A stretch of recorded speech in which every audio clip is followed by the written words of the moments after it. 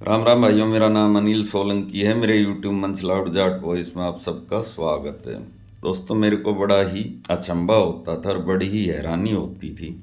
हरियाणा के अंदर जब मैंने देखा 2024 के विधानसभा चुनाव में भारतीय जनता पार्टी ने 16 उम्मीदवार जाट जाति के उतारे, उसमें से 6 ही जीते।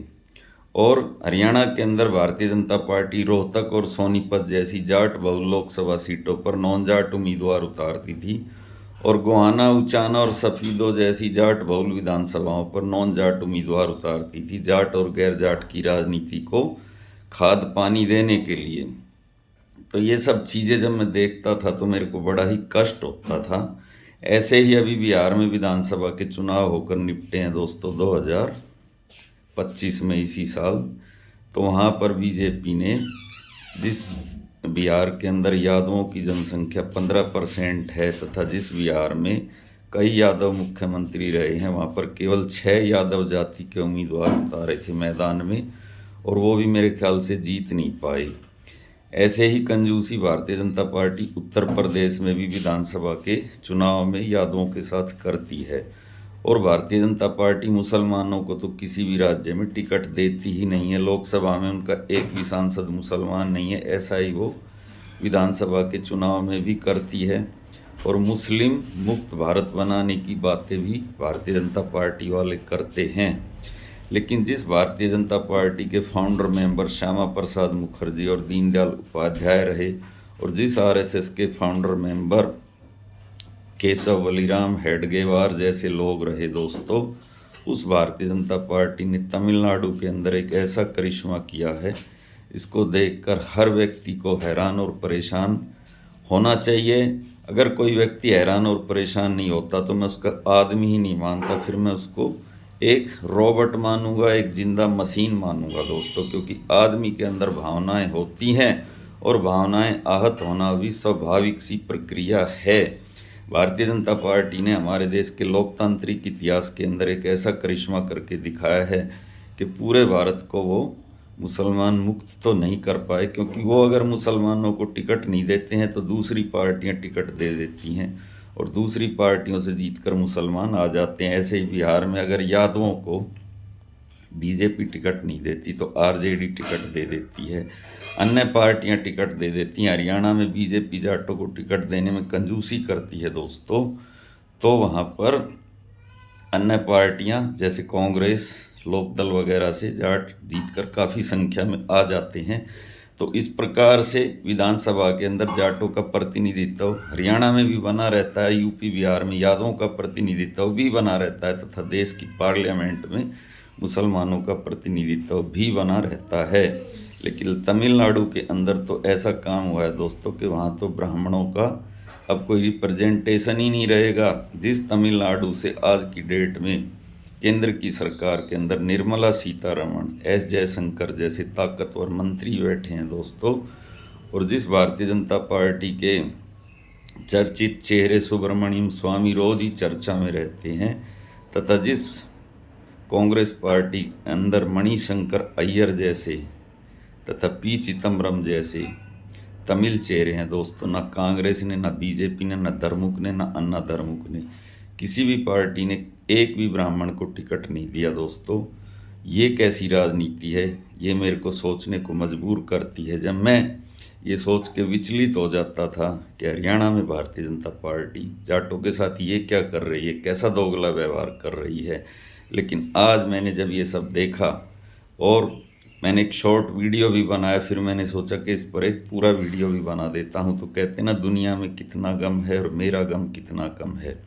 चलो, हमें कम से कम 16 टिकट तो मिले, उसमें से 6 तो जीते। हालांकि हरियाणा में जितनी हमारी जनसंख्या उसके हिसाब से 16 टिकट कम है, और जितनी जनसंख्या बिहार में यादवों की है, 6 टिकट बहुत ही कम है।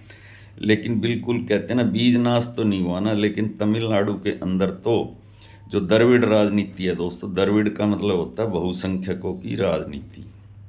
बहुसंख्यक का मतलब है वहाँ पर पिछड़ी जाति और दलित जाति बहुत भारी संख्या में है, और वहाँ पर सवर्ण के नाम पर केवल ब्राह्मण ही हैं, और ब्राह्मणों की जनसंख्या वहाँ 3 या 4% है। लेकिन फिर भी दोस्तों, तमिलनाडु के ब्राह्मणों का हमेशा से भारत की राजनीति में एक प्रभाव रहा है, और वहाँ पर जयललिता जो कि अयंगर ब्राह्मण परिवार से थी, वो वहाँ पर 6 बार मुख्यमंत्री रही हैं दोस्तों। और जो अन्ना द्रमुक पार्टी है उसकी वो 26 साल तक अध्यक्ष रही हैं। हालांकि जो उसके फाउंडर मेंबर थे MG रामचंद्रन, वो ब्राह्मण नहीं थे, लेकिन बाद में जयललिता उसकी अध्यक्ष रही है और 26 साल तक अध्यक्ष रही है, 6 बार मुख्यमंत्री बनी है। आज उस अन्ना द्रमुक को भी क्या हो गया कि उसने भी किसी भी ब्राह्मण को टिकट नहीं दिया है।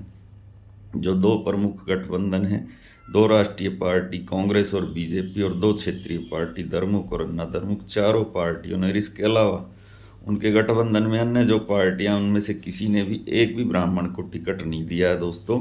तो मुझे तो लगता है कि ये दुनिया के इतिहास की और भारत के इतिहास की शायद पहली ही घटना होगी। और हमारे देश के कॉन्स्टिट्यूशन लिखने वालों ने भी ये लिखा है दोस्तों कि सभी जाति धर्म के लोगों को रिप्रेजेंटेशन मिलना चाहिए चुनावी प्रक्रिया में, यानी सभी को उनकी आबादी के हिसाब से टिकट वितरण किया जाना चाहिए। लेकिन मैंने ये देखा है दोस्तों कि जो ब्राह्मण समाज भारतीय जनता पार्टी के साथ खड़ा है, उस ब्राह्मण समाज को भी उसने बलि का बकरा बना दिया।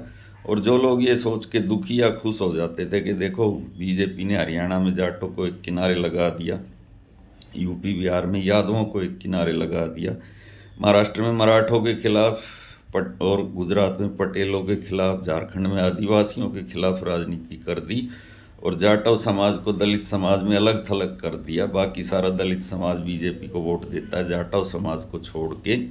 ऐसे ही किसान जातियों में जाटों को अलग थलग कर दिया बाकी सारी किसान जातियों से।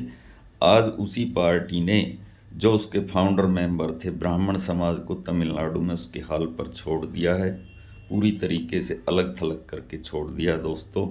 इस राजनीति को आप क्या कहेंगे दोस्तों? इसको कहते हैं सीधा सीधा पोलराइजेशन की राजनीति और सीधा सीधा वोट बैंक के आगे घुटने टेक देना।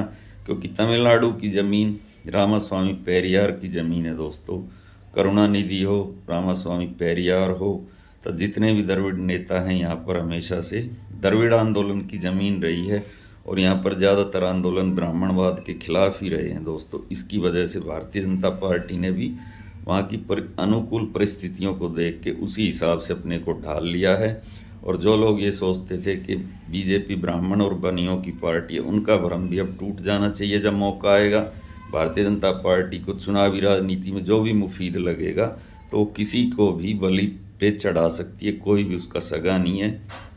आगे आने वाले टाइम में अगर उसको ओबीसी की राजनीति में फ़ायदा दिखाई देता है तो हो सकता है कि वो जो अभी उसने यूजीसी कानून के टाइम पे किया था वो राजनीति वो आगे भी करे।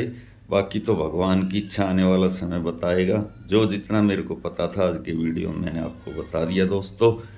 तो एक बार फिर से मैं ये बात कहना चाहता हूँ कि इस तमिलनाडु विधानसभा चुनाव के बाद किसी भी पार्टी की सरकार बने, लेकिन तमिलनाडु की जो विधानसभा होगी वो ब्राह्मण मुक्त विधानसभा ज़रूर होगी।